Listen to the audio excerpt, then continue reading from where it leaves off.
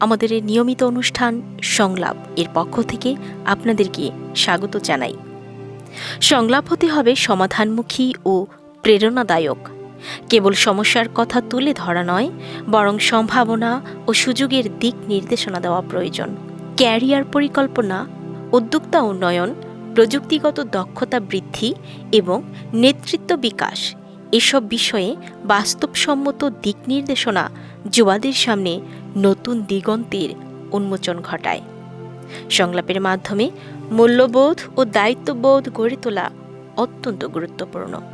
নৈতিকতা, মানবিকতা, সামাজিক দায়িত্ব এবং পরিবেশের সচেতনতা এসব বিষয়ে নিয়মিত আলোচনা যুবাদের সুশীল ও সচেতন নাগরিক হিসেবে গড়ে তুলতে সহায়তা করে।